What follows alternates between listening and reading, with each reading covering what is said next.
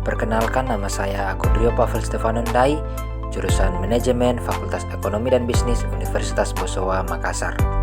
Pada kesempatan kali ini saya akan menjelaskan beberapa materi terkait manajemen operasional, di antaranya kapasitas produksi, persediaan, MRP dan ERP, strategi rantai pasokan, strategi pemeliharaan dan keandalan, dan penjadwalan pekerjaan. Kapasitas produksi terdiri dari 4 subtopik, yaitu pertama, mengukur kapasitas, kedua, analisis kemacetan dan teori kendala, ketiga, analisis titik impas, dan yang keempat, penurunan risiko dengan perubahan bertahap. Mengukur kapasitas. Pengertian kapasitas. Kapasitas produksi adalah kapasitas atau kekuatan perubahan memproduksi barang dan jasa dalam suatu jangka tertentu dan dapat dibatasi lagi pada suatu lokasi produksi.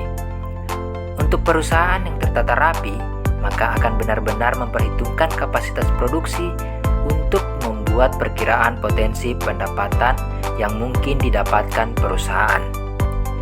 Perencanaan kapasitas produksi. Perencanaan kapasitas produksi merupakan proses untuk menentukan kapasitas produksi yang dibutuhkan oleh suatu perusahaan manufacturing untuk memenuhi perubahan permintaan terhadap setiap produknya. Pengukuran kinerja pada perencanaan kapasitas produksi. Dalam menilai dan menentukan keefektifan terhadap perencanaan kapasitas produksi, manajemen pada umumnya dapat menggunakan 2 indikator kinerja efisiensi kapasitas, yaitu rasio efisiensi dan rasio utilisasi dari kapasitas desain dan kapasitas efektif.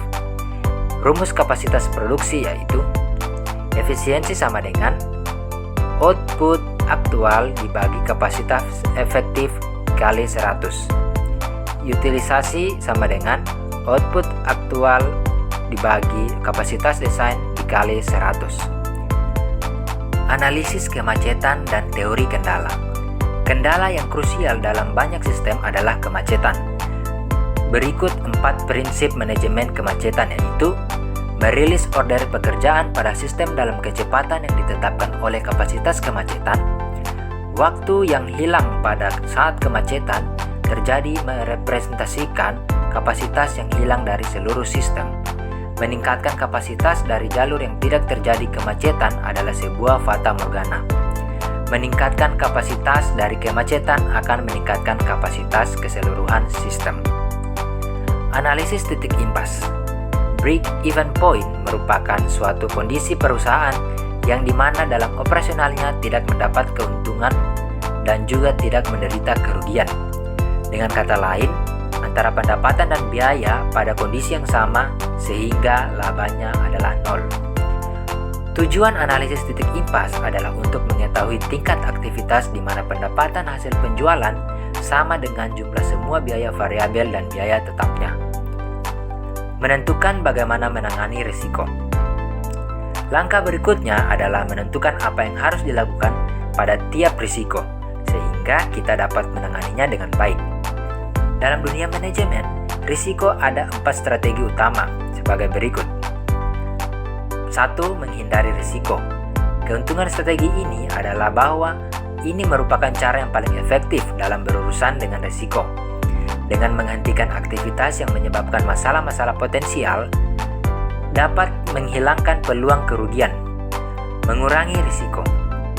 Jika tidak menghilangkan seluruh aktivitas, pendekatan umum adalah mengurangi risiko yang berkaitan dengan itu. Ambil langkah untuk membuat hasil negatif lebih sedikit terjadi, atau meminimalkan dampaknya ketika itu terjadi. Memindahkan risiko.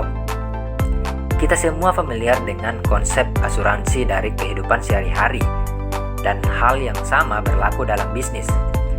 Sebuah kontrak asuransi pada dasarnya merupakan transfer risiko dari suatu pihak ke pihak lainnya dengan imbalan bayaran.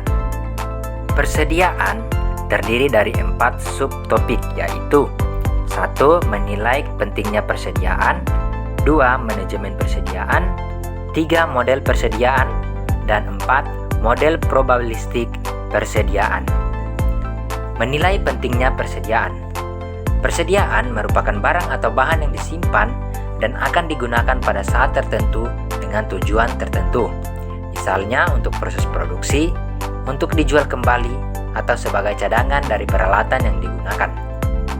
Terdapat 3 jenis persediaan pada perusahaan manufaktur, yaitu persediaan bahan baku, yang merupakan barang atau bahan yang dibeli atau diperoleh dengan cara lain yang disimpan dan akan diolah melalui proses produksi sehingga akan menjadi barang setengah jadi atau barang jadi sesuai dengan kegiatan perusahaan. Persediaan barang setengah jadi merupakan persediaan barang yang keluar dari setiap bagian atau departemen dalam sebuah perusahaan yang masih memerlukan proses lebih lanjut untuk menjadi barang jadi yang siap untuk dijual. Persediaan barang jadi adalah barang hasil proses produksi dalam bentuk final yang tidak memerlukan proses lebih lanjut lagi sehingga dapat segera dijual. Manajemen persediaan. Manajemen persediaan atau manajemen inventory adalah pengawasan aset non-kapital dan stok barang. Manajemen persediaan juga termasuk dalam manajemen rantai pasokan yang mengawasi aliran barang dari produsen ke gudang dan dari fasilitas penyimpanan ke titik penjualan. Fungsi utama manajemen ini adalah menyimpan catatan terperinci untuk setiap produk baru atau yang dikembalikan saat memasuki atau meninggalkan gudang atau tempat penjualan. Metode yang digunakan dalam manajemen persediaan. Pertama, peninjauan stok manual. Metode ini merupakan metodologi manajemen persediaan paling sederhana dan umumnya lebih banyak digunakan bagi bisnis kecil. Peninjauan stok secara manual melibatkan analisis stok reguler di tangan versus kebutuhan masa depan yang diproyeksikan. Kedua, metodologi just in time. Metode ini di mana produk tiba saat mereka dipesan oleh pelanggan dan yang didasarkan pada analisis perilaku pelanggan. Ini berarti perusahaan tidak menyetok atau memiliki persediaan. Pendekatan ini melibatkan meneliti pola pembelian, permintaan musiman dan faktor-faktor berbasis lokasi yang menyajikan gambaran akurat tentang barang apa yang dibutuhkan pada waktu dan tempat tertentu. Ketiga, metodologi analisis ABC yang mengklasifikasikan persediaan menjadi 3 kategori yang mewakili nilai persediaan dan signifikasi biaya barang. Kategori A mewakili barang bernilai tinggi dan kuantitas rendah. Kategori B mewakili barang bernilai sedang dan kuantitas sedang. Dan kategori C mewakili barang bernilai rendah dan kuantitas tinggi.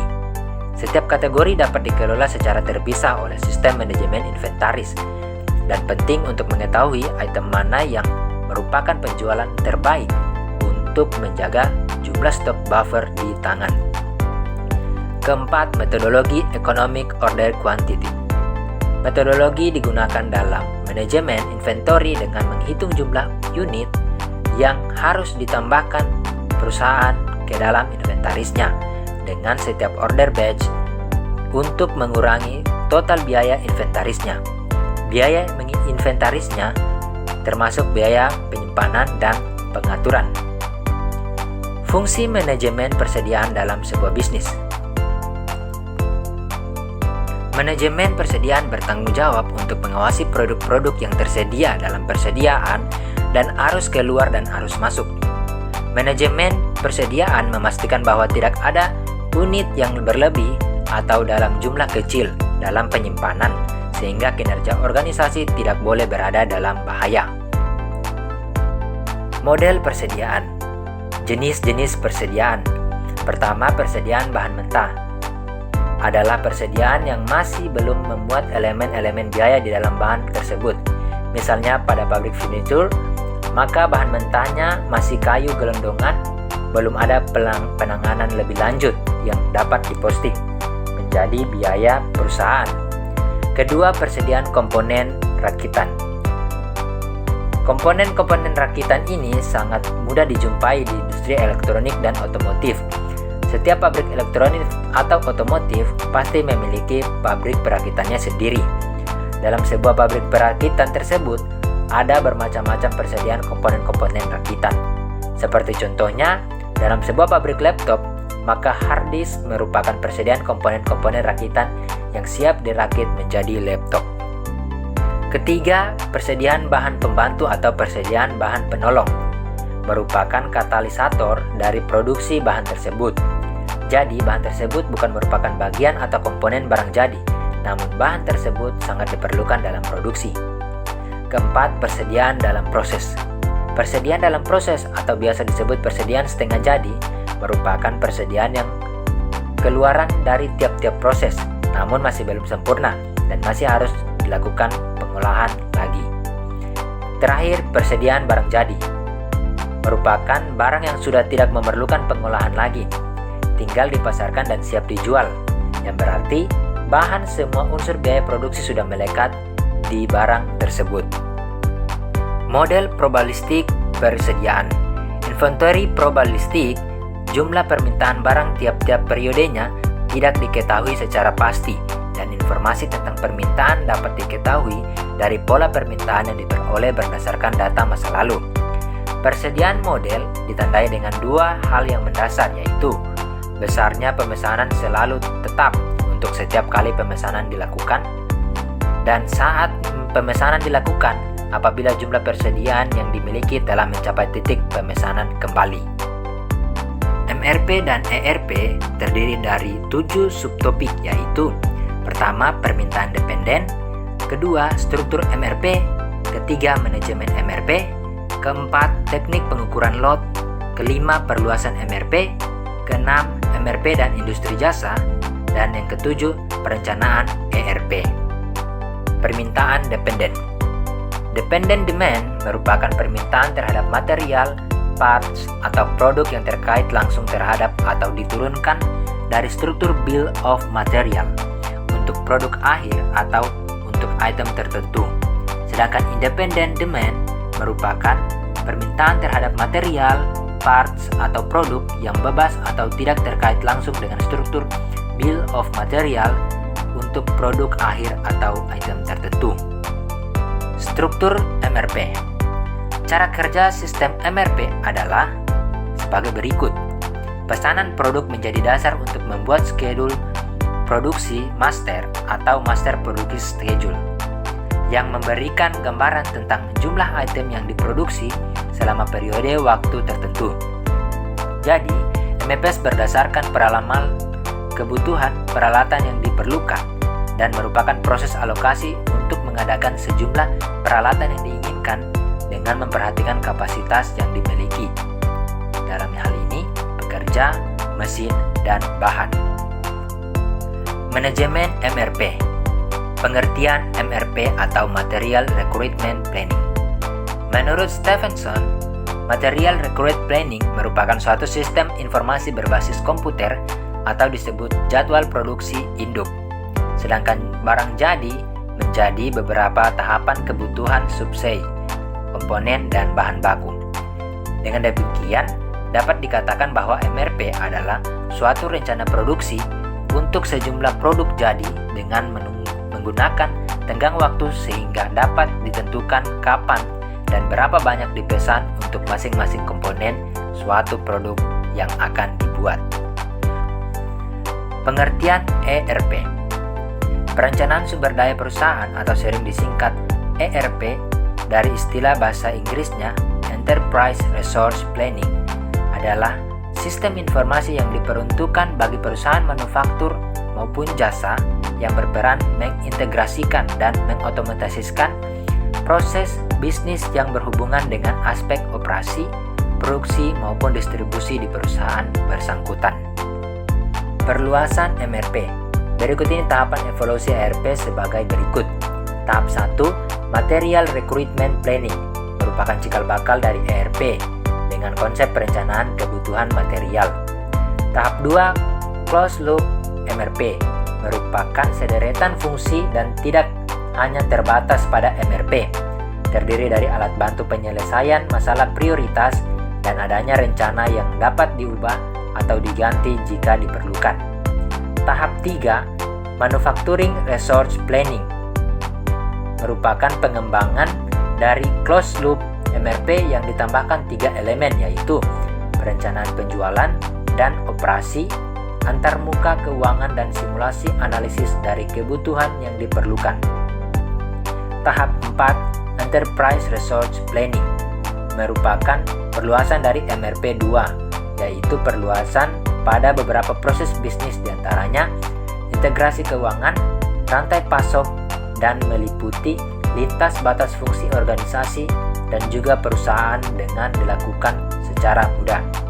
Tahap 5, Extend ERP, merupakan perkembangan dari ERP yang diluncurkan tahun 2000, serta lebih kompleks dari ERP sebelumnya.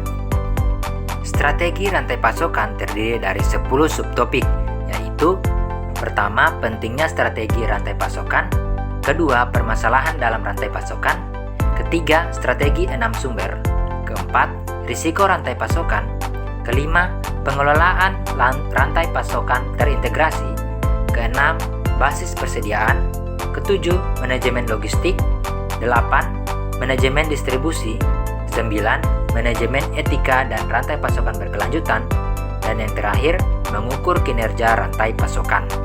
Beberapa fungsi dari konsep supply chain management antara lain, planning atau perencanaan merupakan perencanaan terhadap apa yang akan dilakukan untuk mencapai tujuan dari sebuah proses industri itu sendiri, organis atau pengaturan. Untuk mencapai sebuah rencana, maka perusahaan perlu mengorganisasi baik secara teknis maupun non-teknis, staf atau sumber daya manusia. Karena digerakkan oleh rencana, maka perusahaan juga perlu menyusun staf atau sumber daya manusia sesuai kebutuhan. Directing atau instruksi. Dengan adanya staf atau sumber daya manusia ini, perusahaan kemudian memunculkan instruksi-instruksi yang harus dipatuhi oleh staf yang pada akhirnya menjadi perwujud rencana suatu perusahaan tersebut. Controlling atau pengendalian.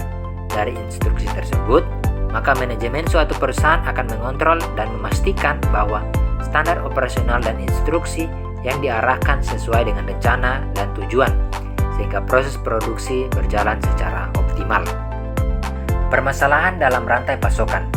Pada dasarnya, sistem supply chain harus berfokus untuk menjaga, mengintegrasikan proses secara lateral atau ke samping.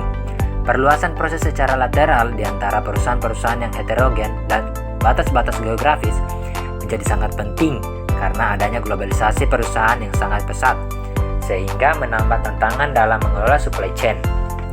Berdasarkan pembahasan, maka dapat disimpulkan bahwa permasalahan supply chain manajemen di masa depan adalah terdapat pergeseran yang pasti dari integrasi vertikal ke hubungan matriks antara berbagai mitra dalam rantai pasokan. Hal ini dalam hubungannya dengan globalisasi, spesialisasi dan kepemilikan dalam berbagai komponen rantai pasokan. Model customer centric tersebut hanya memberikan sedikit nilai tambah langsung pada pelanggan dalam hal meningkatkan kenyamanan, pilihan atau nilai tukar yang lebih terhadap uang. Perlu kerja keras untuk menggerakkan orang dan dokumen pada seluruh tempat, kadang-kadang berulang, untuk mengakses sebuah layanan yang penting yang sering diminta oleh kebanyakan orang. Strategi 6 sumber.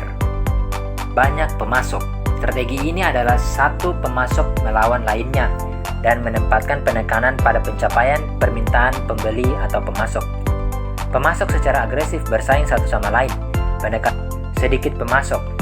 Strategi sedikit pemasok berarti bahwa daripada mencari atribut jangka pendek seperti biaya rendah, seorang pembeli lebih baik membentukkan hubungan kerja jangka panjang dengan sedikit pemasok yang berdedikasi. Integrasi vertikal. Integrasi vertikal dapat menawarkan kesempatan strategis untuk manajer operasi. Untuk perusahaan dengan modal, keahlian manajerial, dan permintaan yang diisyaratkan, integrasi vertikal dapat memberikan kesempatan yang substansial untuk pengurangan biaya, kualitas yang lebih tinggi, pengantaran tepat waktu, dan pengurangan persediaan. Ventura bersama. Salah satu versi dari Ventura bersama adalah upaya Daimler BMW saat ini untuk mengembangkan dan memproduksi komponen mobil standar. Jaringan Keiretsu. Pemasok menjadi bagian dari koalisi perusahaan yang dikenal sebagai sebuah Keiretsu. Anggota Keiretsu dijamin hubungan jangka panjangnya dan dengan demikian diharapkan untuk berkolaborasi sebagai partner, menyediakan teknis ahli dan kualitas produksi yang stabil kepada perusahaan manufaktur. Perusahaan virtual. Perusahaan virtual bergantung pada hubungan pemasok yang stabil dan baik untuk menyediakan jasa yang diminta. Risiko rantai pasokan. Dari berbagai ancaman dan risiko keamanan yang mungkin terjadi dapat dikategorikan menjadi 4 jenis, yaitu pertama, shrinkage dan pencurian. Istilah shrinkage merujuk pada kehilangan produk pada titik tengah antara produksi atau pembelian dari supplier sampai ke titik penjualan. Penyebab shrinkage antara lain pencurian oleh karyawan, mengutil, kegagalan administrasi, dan penipuan oleh subkontraktor. Kehilangan atau pencurian dapat terjadi pada saat proses manufaktur, distribusi, atau proses retail. Kedua, terorisme. Kegiatan teroris memanfaatkan rantai pasok untuk memfasilitasi perpindahan sesuatu yang berpotensi mengganggu ataupun menegakkan rantai pasok itu sendiri. Serangan terorisme yang parah berpotensi mematikan operasi yang memproduksi komoditas kunci. Penyelundupan barang. Barang selundupan dapat mengancam kelancaran aliran pengiriman barang dan berisiko menimbulkan masalah hukum, keuangan, bahkan rusaknya reputasi perusahaan. Berbagai metode digunakan untuk menyelundupkan barang, yaitu seperti segel palsu pada shipping containers, kerusakan palsu pada barang, hacking pada sistem informasi perusahaan, logistik ataupun pelabuhan, menyiapkan kriminal untuk bekerja sebagai karyawan di perusahaan manufaktur dan logistik, maupun menukar barang ilegal dengan barang ilegal yang memiliki berat sama di tempat transit. Pembajakan. Beberapa tahun terakhir, pembajakan terhadap rantai pasokan semakin marak terjadi, terutama serang langsung kepada pengangkutan dengan kapal laut dan serangan tidak langsung kepada rantai pasok yang mengutilisasi kapal laut. Pengelolaan rantai pasokan terintegrasi. Untuk meningkatkan strategi rantai pasokan agar bisnis berjalan dengan lancar, beberapa strategi yang dapat digunakan dalam meningkatkan rantai pasok. Salah satu cara terbaik adalah menggunakan perangkat lunak Enterprise Resource Planning atau ERP yang bisa meningkatkan keuntungan dan efisiensi bisnis. Akan tetapi, strategi-strategi perlu dilakukan pada perusahaan dalam meningkatkan rantai pasok. Yang pertama, menggunakan sistem ERP yang memiliki fitur otomatis dan fungsionalitas supply chain management. Sistem ini bisa diprogram secara otomatis untuk memesan kepada vendor ketika tingkat persediaan menurun atau berada pada tingkat tertentu. Hal ini perlu dilakukan karena bagian terpenting dari strategi rantai pasok adalah kemampuan untuk mempertahankan tingkat persediaan secara preventif.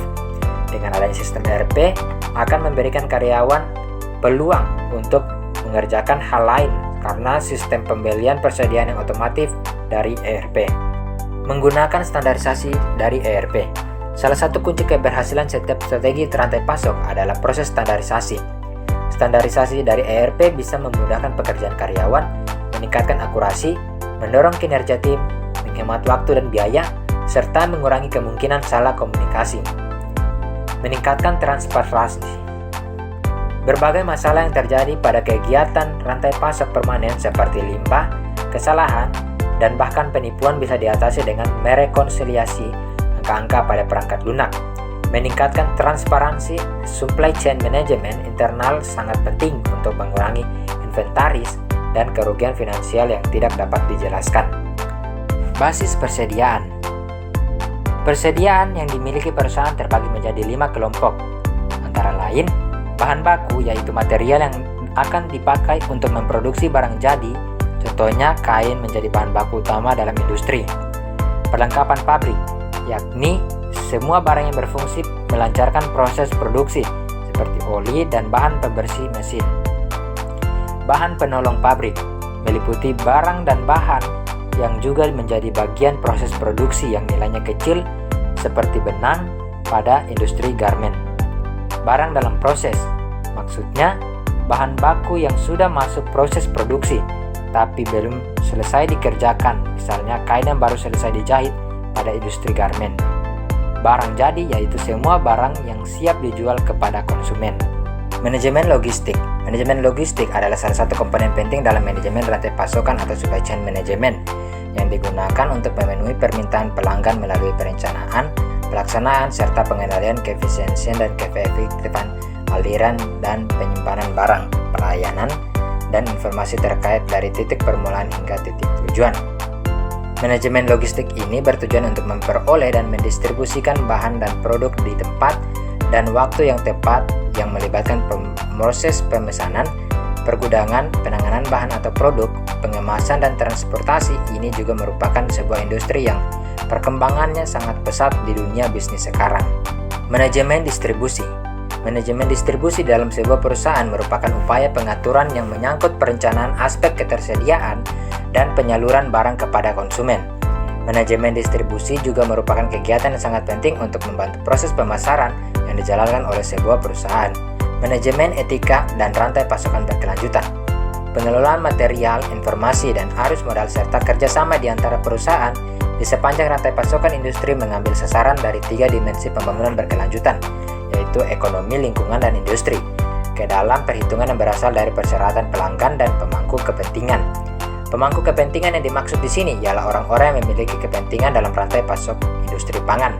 Adapun pemangku kepentingan tersebut meliputi pemilik industri, kreditor, karyawan, pemasok, petani, dan pelanggan. Mengukur kinerja rantai pasokan. Menurut Tucker dan Tyler, ukuran kinerja terdiri dari 4 komponen, yaitu suatu metrik yang digunakan dalam hal kesesuaian, efisiensi, efektivitas, biaya, dan reaksi, suatu skala dalam hal rupiah dan jam, suatu rumusan dalam hal persentase A terhadap B dan rata-rata waktu antara kegagalan, dan suatu kondisi saat pengukuran dilakukan.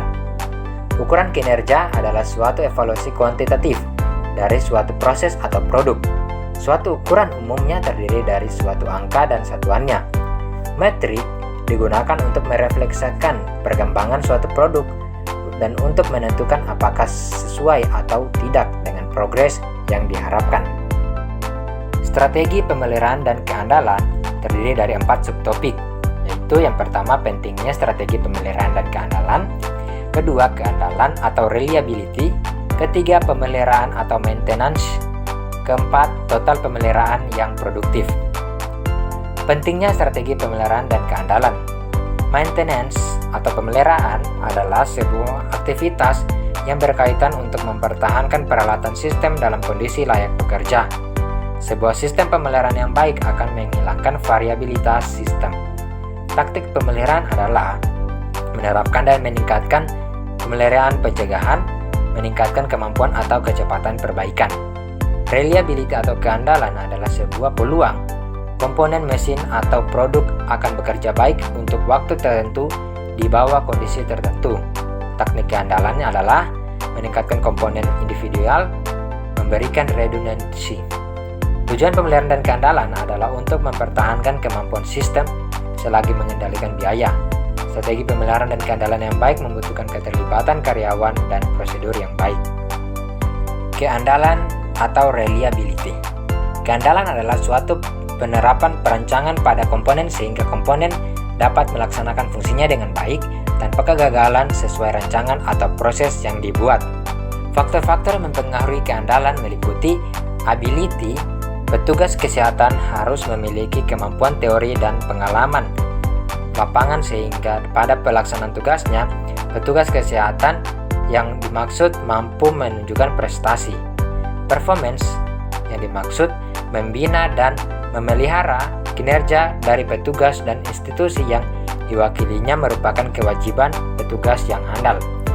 Personality maksudnya persediaan petugas kesehatan sangat erat hubungannya dengan rasa tanggung jawab sebagai petugas kesehatan serta memelihara tugas-tugas di bidang kesehatan yang berkaitan dengan keselamatan jiwa orang lain dan menjadikan kepribadian yang sangat penting. Credibility artinya merupakan batu ujian bagi para petugas kesehatan untuk berusaha mendukung upaya kesehatannya tanpa memiliki rasa ragu dalam menangani masalah yang diberikan. Maturity artinya mampu mengendalikan kondisi, dalam hal ini kemampuan jiwa yang dewasa dan cukup matang untuk mengendalikan diri orang lain. Pemeliharaan atau maintenance. Pemeliharaan adalah kombinasi dari berbagai tindakan yang dilakukan untuk menjaga suatu aset dan memperbaikinya agar selalu dalam keadaan siap pakai untuk melaksanakan produktivitas secara efektif dan efisien sesuai dengan standar. Tujuan pemeliharaan memperpanjang kegunaan aset, menjamin kesiapan operasional dari seluruh aset yang diperlukan dalam keadaan darurat setiap waktu, menjaga kualitas pada tingkat yang tepat untuk memenuhi apa yang dibutuhkan oleh produk itu sendiri dan kegiatan produksi tidak terganggu, mencapai tingkat biaya pemeliharaan serendah mungkin dengan melaksanakan kegiatan pemeliharaan secara efektif dan efisien, membantu mengurangi pemakaian dan penyimpangan di luar batas dan menjaga modal yang diinvestasikan. Total pemeliharaan yang produktif. Total Productive Maintenance atau disingkat dengan TPM adalah suatu sistem yang digunakan untuk memelihara dan meningkatkan kualitas produksi melalui perawatan perlengkapan dan peralatan kerja seperti mesin, equipment, dan alat-alat kerja. Tujuan daripada Total Productive Maintenance adalah untuk meningkatkan produktivitas pada perlengkapan dan peralatan produksi sehingga investasi perawatan yang seperlunya sehingga mencegah terjadi 6 kerugian besar. 6 kerugian besar yaitu breakdown, kerugian akibat rusaknya mesin dalam hal peralatan dan perlengkapan kerja, setup and adjustments, kerugian yang diakibatkan perlunya persiapan ulang peralatan dan perlengkapan kerja, small stops, kerugian akibat terjadinya gangguan yang menyebabkan mesin tidak dapat beroperasi secara optimal, slow running, kerugian yang terjadi karena mesin berjalan lambat tidak sesuai dengan kecepatan yang diinginkan, startup defect, kerugian yang diakibatkan terjadi cacat produk pada startup dalam hal saat awal mesin beroperasi, production defect, artinya kerugian yang terjadi karena banyaknya produk yang cacat dalam proses produksi. Penjadwalan pekerjaan terdiri dari 5 subtopik yaitu pertama, pentingnya penentuan jadwal jangka pendek, kedua, pemuatan pekerjaan, ketiga, pengurutan pekerjaan, keempat, penentuan jadwal kapasitas, dan yang kelima, penentuan jadwal industri jasa. Pentingnya penentuan jadwal jangka pendek. Penjadwalan jangka pendek menerjemahkan keputusan kapasitas, perencanaan agregat, serta jadwal induk di dalam urutan pekerjaan dan penugasan tertentu atas karyawan, material, dan permesinan. Isu penjadwalan barang dan jasa dalam jangka pendek yaitu memenuhi permintaan karyawan dan peralatan tertentu dalam basis harian atau jam. Pemuatan kerja. Standar Operational Procedure atau biasa disingkat dengan SOP adalah sistem yang disusun untuk memudahkan, merapikan, dan menertibkan pekerjaan tersebut. Urutan SOP atau Standar Operational Procedure adalah membuat susunan kerja, merencanakan alur proses, lakukan wawancara, tulis, bahas, dan sosialisasikan, adakan pelatihan, dan yang terakhir evaluasi. Pengurutan pekerjaan. Pengurutan merupakan bagian dari proses penjadwalan. Pengurutan menentukan urutan pekerjaan yang harus dilakukan pada setiap pusat kerja. Aturan prioritas. Pada aturan prioritas, pengurutan pekerjaan dilakukan berdasarkan prioritas tertentu. Beberapa aturan yang paling populer diantaranya first come, first serve. Pekerjaan yang pertama datang akan diselesaikan terlebih dahulu. Shortest processing time. Pekerjaan yang memiliki waktu pemrosesan terpendek akan diselesaikan terlebih dahulu. Earliest due date. Pekerjaan dengan batas waktu paling awal akan diselesaikan terlebih dahulu. Longest processing time. Pekerjaan yang memiliki waktu pemrosesan terpanjang akan dikerjakan terlebih dahulu. Penentuan jadwal kapasitas. Kapasitas adalah hasil produksi atau volume pemrosesan atau jumlah unit yang dapat ditangani, diterima, disimpan, atau diproduksi oleh sebuah fasilitas dalam suatu periode waktu tertentu. Perencanaan kapasitas dapat dilihat menjadi dalam 3 horizon waktu. Pertama, kapasitas jangka pendek. Perencanaan kapasitas jangka pendek yang kurang dari 3 bulan. Kapasitas jangka menengah, perencanaan kapasitas jangka menengah, rencana bulanan atau kuartal untuk 3-18 bulan atau yang akan datang. Kapasitas jangka panjang, perencanaan kapasitas jangka panjang lebih dari 1 tahun. Penentuan jadwal industri jasa. Menurut Hazard dan Render, beberapa keputusan yang diambil oleh manajer operasi antara lain desain produk dan jasa atau pelayanan, kualitas, desain proses dan kapasitas, lokasi, desain tata letak, sumber daya manusia dan desain pekerjaan, manajemen rantai, persediaan, perencanaan kebutuhan dan bahan, dan just in time, penjadwalan proyek dan kegiatan jangka menengah dan jangka pendek, pemeliharaan atau perawatan. Terima kasih.